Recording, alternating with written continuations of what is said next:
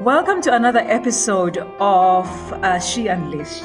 She Unleashed is, of course, for you, the corporate woman who needs to find a way in corporate. She wants to pivot, she wants to grow up the ladder.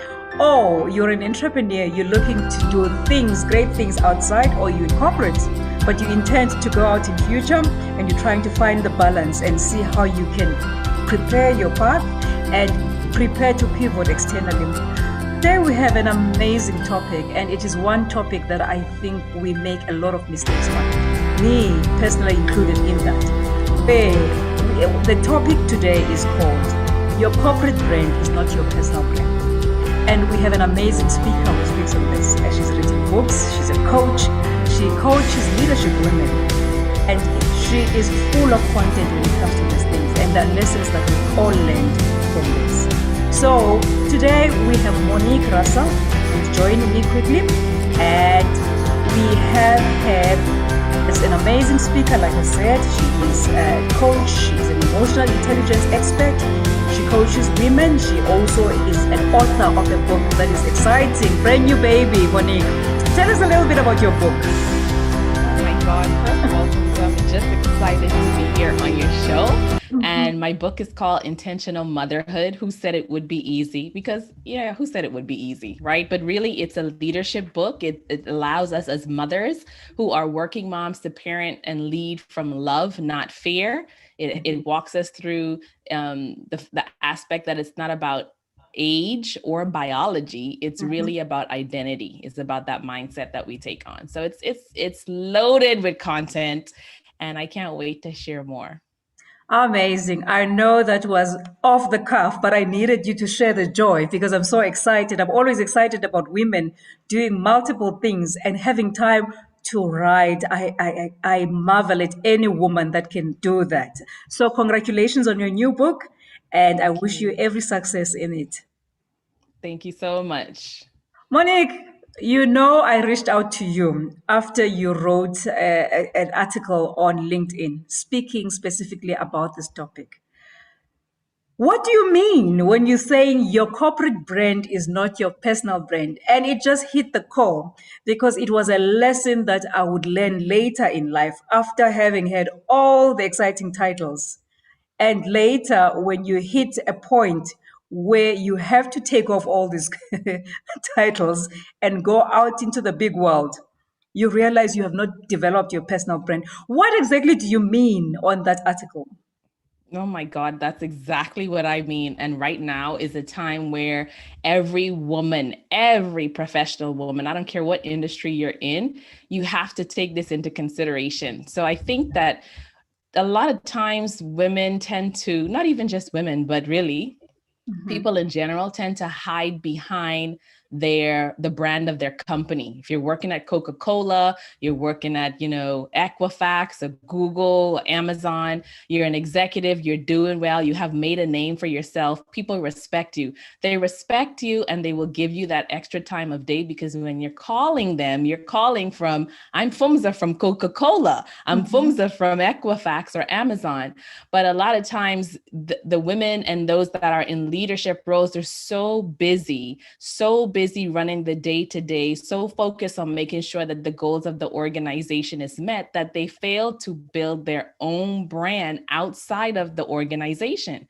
And so when you leave that company and you find yourself, like you said, in the big world outside, well, you don't really have that equity. You don't really have that big brand behind you. You're calling as Fumza the person, but you are the brand, and you haven't taken time to share your stories, maybe to be on podcasts, maybe even just communicating and engaging on LinkedIn or networking. You haven't had that time. And so now you're starting over from ground zero after having so many years and so much success in your executive role. Well, your executive titling, that ain't going with you. That's not going anywhere with you. And you could say, well, I was the former executive, former is the key word. Nobody's trying to hear that. So what I want women especially women in leadership roles to know is that you're doing an incredible job. I know you have a lot on your plate. You're busy. You don't have a lot of time, but you have to be very intentional and understand this whole hierarchy and structure that you are the corporate brand. You're the brand that's sitting at the top, not your corporate job. Mm-hmm. And so as you, the brand, your corporate job is one pillar. Mm-hmm. Your interest and your passion is one pillar. Your philanthropy is one pillar. Anything else that you have, your family is another pillar. So you are the brand at the top. You encompass everything about you. So when one pillar is shaky or one pillar moves away, like your corporate brand, we still know who you are. We still have all those other elements of who you are. And it gives you an opportunity to be able to connect with people in different ways outside of just that one pillar of work. Women tend to put the pillar of work at the top, and then they have nothing else there, and they focus all their energy there. And then when that moves, they crumble. And it's a hard climb uphill. Now, tell me, Monique, what is the best way to communicate this personal brand? Because I think there's also a sort of a confusion in as far as saying, if I use LinkedIn, LinkedIn is probably going to be there's a confusion of whether is it my personal brand or is it my corporate brand, because most of the time we tend to use it for our corporate brand. When do we make that shift, or that healthy shift, that is still not communicating something that is conflicting to your corporate brand, or that is because there's also a sense of intimidation. If I can recall, there's a friend of mine that I had advised in her corporate role when she started experiencing difficulties in the corporate environment, where I then recommended to her that, look, grow your personal brand so that if anything falls apart, you have something to fall back on. And her concern was that then they will have something to work against me on, because they will see what I'm doing on LinkedIn. What do you suggest? Where do we communicate this personal brand? So for me, you're not separate. Your corporate brand and your personal brand is not separate. And again, if you look at the hierarchy of where we're putting it, let's be real. Some organizations, they do feel like they want to muzzle you and they want to restrict you in terms of how you show up on social media. Of course, there are some legitimate concerns, especially if you're in a regulatory industry or you're in a finance industry. You're not really at liberty to share even just your personal views, things that don't have anything to do, because it can be misconstrued that something can impact your actual company. So I understand, you have to think about the industry, think about the climate, and really put all those things into consideration. But in general, our world is changing and businesses are changing. Gone are the days where you see people who are in jobs for 20 and 30 years. People are moving, they're moving around. And so you have to be concerned about this. If I were in that situation, I would say, let's say on LinkedIn, for example, adding your commentary, adding your insights to conversations that are already going on is a great way to insert yourself into conversations, to be seen, to be visible, to be relevant, not just in the topic of your expertise, but in other areas that are passionate to you.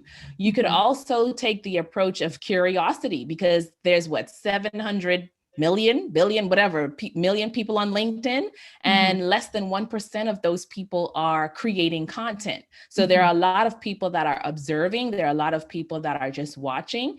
You may not even have to put a comment or interaction that states your opinion. You can ask a question. You can be curious about something that has already been posted, and you're still now making yourself visible into the ongoing conversation. So there are different ways that you can insert yourself, or you can begin to share your thoughts or even things that you like or comment on. But I am of the belief that the fear that we are holding as women leaders, that fear is blocking us. It's holding us from achieving our true goals and desires. If we're afraid that they're going to have something to go off of and we don't do what we should do to protect ourselves and give ourselves more opportunity, then who's the winner? Nobody you're not winning. You're losing on every angle. You're losing in that corporate role. You're losing outside of that corporate role. And so there's a monopoly on everything that you're doing, not just now, but it's also on in the future. So that's where I say step into emotional intelligence, step into self-awareness, understanding your gifts, become an investigative reporter of yourself. You have to know every single thing about yourself. And that is a fear. A lot of times we put the fear on ourselves. We tell ourselves, no, well, if I do this, they're going to do that. They're going to do this, and then that's going to happen. We are all the way down the road in some scenario that may not even be true because of something that may have happened in the past, and we're bringing that into our current situation, or for whatever other reason. And so we have to take time to really understand what's driving my decision, what's driving my fear, how do I know it's true? What's the worst that could happen? I cannot fail. At the end of the day, I can't fail. The only thing that can happen is I can learn from this experience. So what's the lesson in it? Absolutely.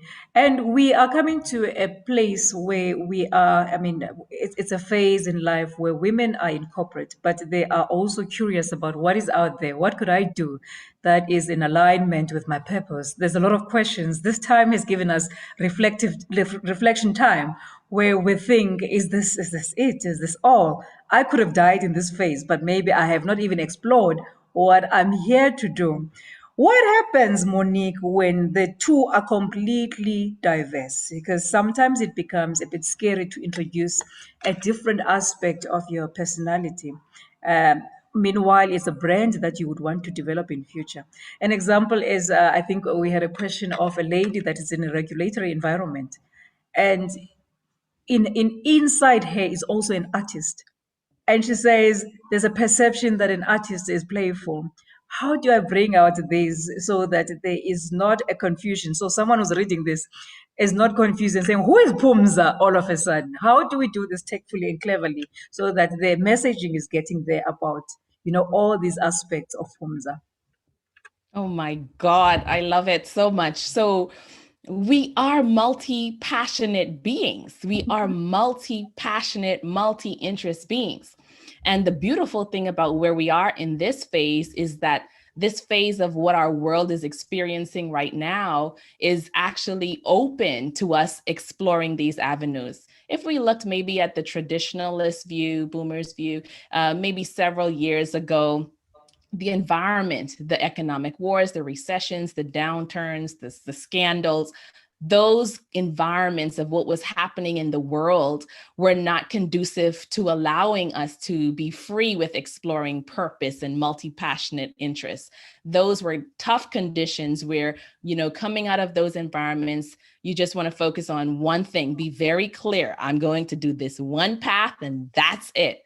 But right now, our world is evolving and the environment is allowing. And right now, it's like, if you have just one interest, like you're setting yourself up to fail. Like, we have to have multiple interests. And so bringing out these aspects, like you said, very tactfully is an environment. It's the space where we can do this without so much recourse, because everyone's trying to find it. Pivot has become the new word of the day. Reset has become the new word of the day. And so the environment, one, is allowing us to do this. And then two, you want to identify where you want to express those different aspects of yourself.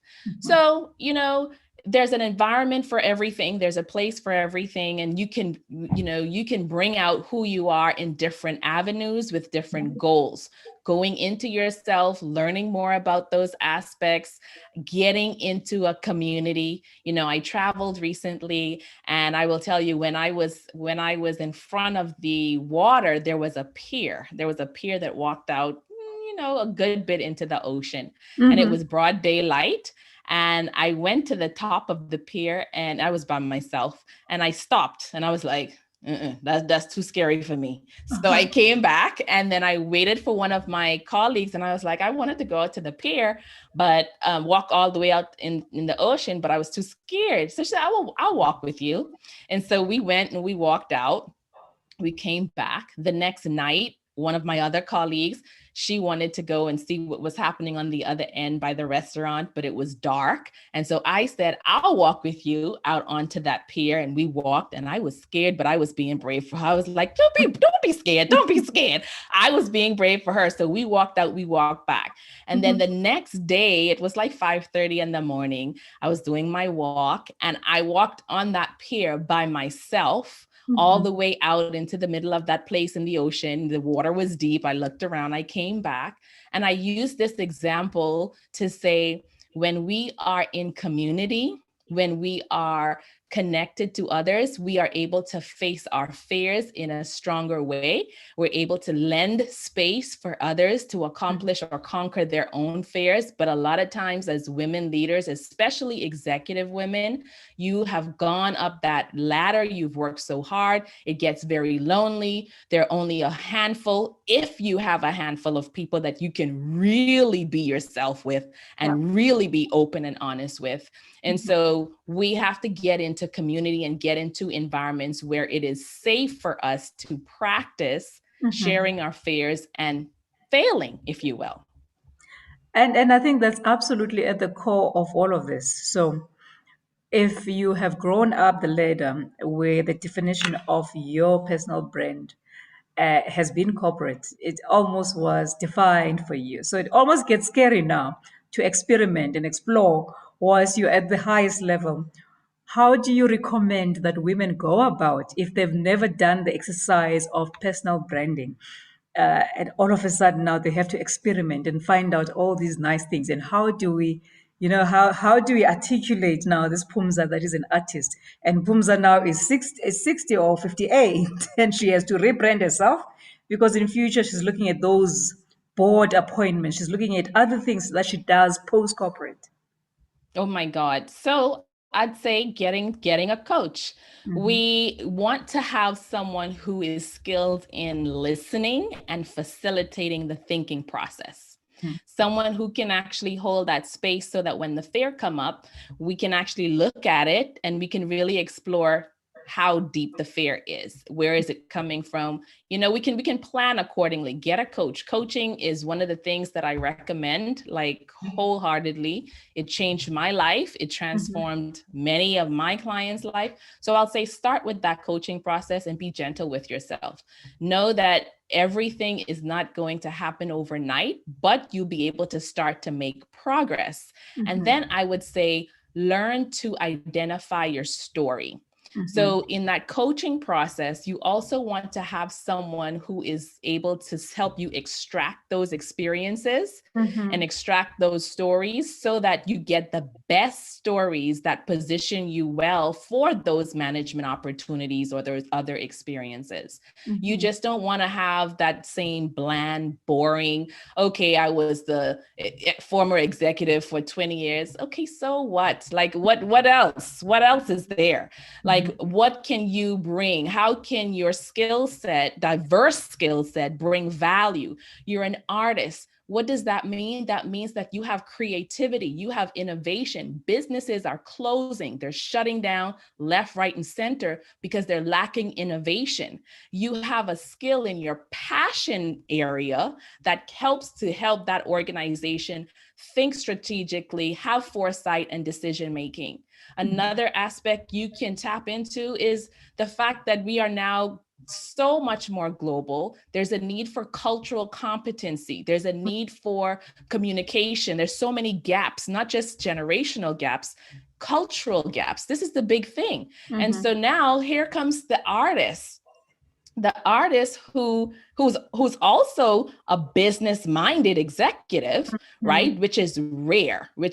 So you already have a differentiating point right there. So now how can we align these gifts and passions and talents to move the business forward and to move our people forward? It's all about people. I don't know if you've seen the campaign now, Quit in Public, on social media, where people are quitting their jobs, people are losing, they're leaving in mass exodus because they want to have more connection, more belonging.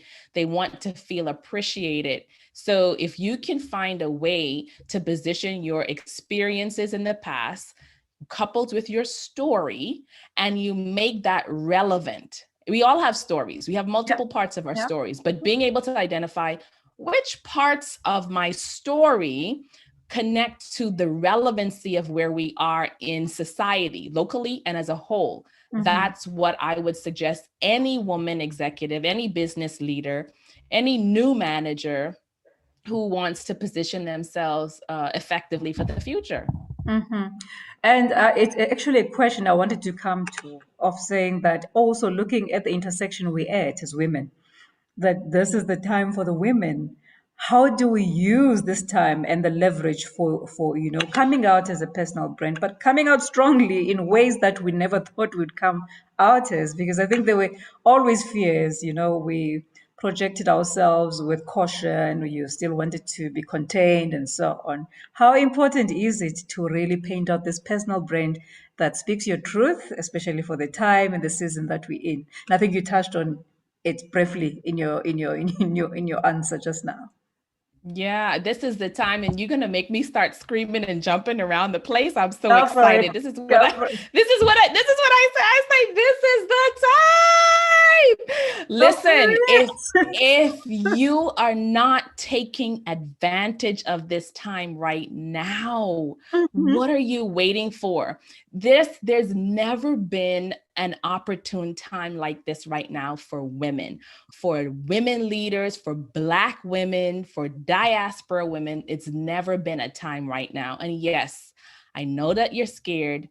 I know that it's daunting. I know that there's so much at stake. And that's why I talk about the power of the community, because there's so much more that can be facilitated faster when you know you're not alone. You can do your things individually, one-on-one, but you can also have that power of that community, and not just any community, the right community for you. Because a lot of times I see women, they go into these groups and these organizations, and it's really not a good fit. At some point in your life, in the earlier phase, I always say, the one size fits all approach is fine.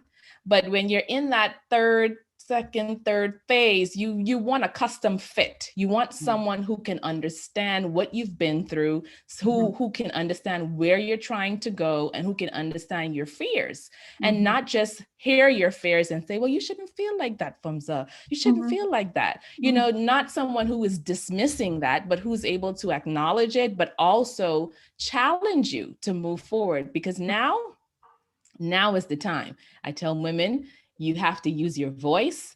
We're using our voice, not just in the business perspective, but we're using our voice in our homes, with our children, with our partners, with our parents. We're using our voice, and it's really, I feel, a time of liberation. So it's something I'm happy about. I'm excited about, and I know that the journey is not one that's overnight. So we're moving from tactical stuff. A lot of times women leaders, that's what we do. We know how to put the face on, and we hit the tactical stuff. 1, 2, 3, 4, 5, right? We get that.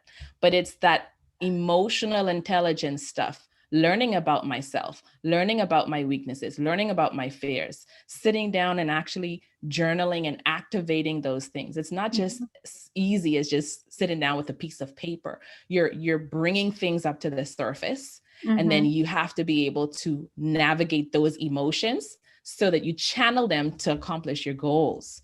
So it's a process, but it's doable. It's doable with the right guide and the right community. And you're raising something very important, Monique, because sometimes when you are defining the personal brand, you're bringing out certain things that are probably not on the surface as yet, but you are looking at Pumza and saying, Pumza is the global leader. You're not even global there. But how much work does the actual personal branding and putting the peg out there actually inspires you to head towards what you have set as a target?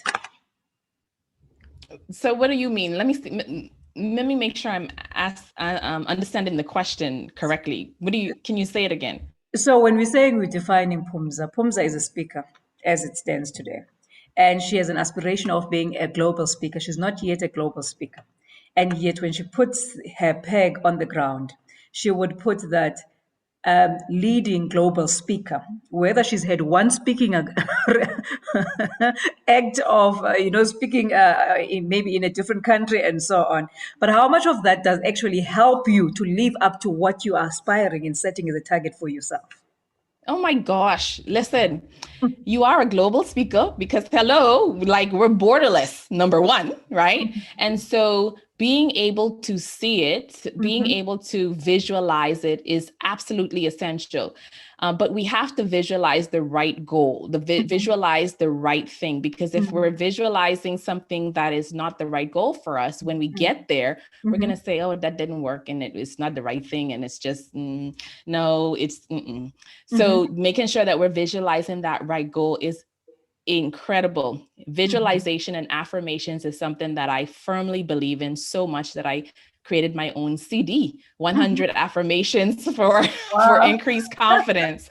And I journal, I do it daily. It's an ongoing practice. And I will tell you today, nobody gave me this title of communications expert and coach and all this stuff. Nobody gave it to me. No organization gave it to me. I gave it to myself. I saw it for myself. I gave it to myself. I worked hard. I got results. And don't you know, this is how I'm introduced all over the world. So it has to start somewhere. Everything happens twice, first in the mind and then in reality, Absolutely. right? So Absolutely. that's where it Absolutely. starts. If there can be any take home for women today, it's exactly that, Monique, because we are fearful of setting the bar high because we are scared of what? Of failure. But we also don't see the other side to it, that once you set the bar high, you actually put the accountability with yourself to actually work hard towards that something. Because I'm sure when you put it out there, communication expert, you had to live up to it. You made sure that you get exposed to all the material that can help you in becoming that communication expert. It's something that actually it pulls you towards what that aspiration has been. And I will tell, can I tell you something? Yeah. One of my coaches actually helped me to do that. And he said, especially for women, you'll never see a woman put expert by her name because it's too huge, it's too big. First of all, men are sometimes challenged with it too. And you'll hear a lot of people say, I don't call myself an expert. I don't call myself an expert. And so he challenged me and I did it. And the rest is history. But was I afraid? Yes. Do I get afraid? Yes. Do I sometimes set my bar, which my bar is, I think is high, and to someone else it's low? Yeah. In fact, I was having a call before we got on this conversation, and I was sharing some additional goals, and that person said, I think that's a little bit low. And I was like, really? And so, this is the beauty of sharing and getting in community, because you may have a bar for yourself, but because your exposure is limited, when you get around other people and you have a collective knowledge share, you can now expand even greater. But had I not even started with that, if I was waiting for something to drop in my lap, I would never even have that expansive conversation. Monique, you are such an insightful person, and I really would want our listeners to have at least a bit of a piece of you, especially because you do live coaching. I mean, the nice thing about COVID is it's allowed us to break across borders. So anyone who's in South Africa who wants to get in touch with Monique, they can have access to Monique and have the help of building this amazing personal brand. Because sometimes when you do it alone, you do it with fear and you're so restricted and you don't see what actually is lying under the surface, that you actually are an artist. You're an artist that is in the business world, and that is unique. It takes someone to actually dig those Yes. aspects out of you. So how do you find you when the ladies want to reach out to you? How do you find you?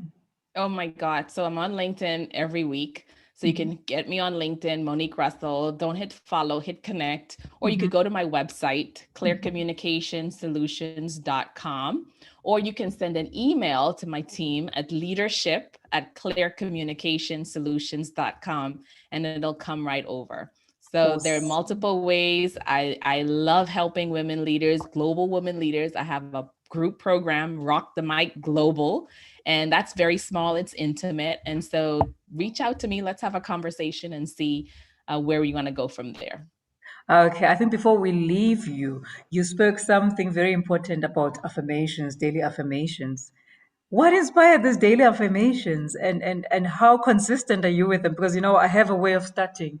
I always start and somehow it just fizzles off. How do you keep the consistency going on these affirmations?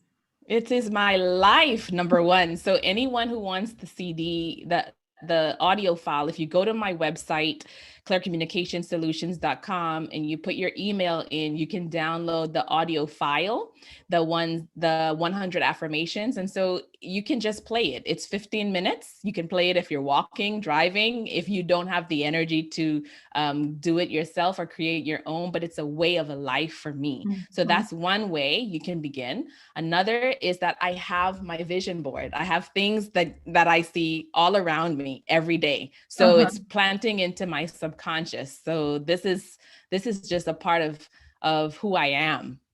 It's not something that I have to do, but it's who I'm being. Absolutely. Monique, it was so re-energizing to talk to you. And I'm sure we're going to have a second round of this talk because you are just that re-energizer. And I know I am a fan, of course, because I always watch. I look at the things that you tackle. I mean, you tackle hardcore issues. You don't mince your words. That was the first thing I said to you. I said, I like your message because I like your message in that it's truthful, it's authentic, it's to the point, and it's brutal. It's not, there's no airy fairy. You say it like it is. It's either a person gets it or they don't, and you move on. So I really appreciate you and really thank you so much for coming to the show. I look forward to the interchange. I'm sure a lot of women will reach out to you from ours, and I'm sure we'll do greater things in future together. Thank you so much for honoring me. Likewise, Fumza, thank you so much for reaching out. This is a divine connection. I know it, a divine appointment. So I'm looking forward to what we create together. Awesome. There you have it, our listeners. It does not come as concise as this. There's affirmations that you've got now. It's something that you can access from Monique. She's a giver like that. She has it right there. She did say that she is passionate about helping women. She is sharing insights every week. So there you have it. Your corporate brand is not your personal brand. I hope you've learned something today. Thank you.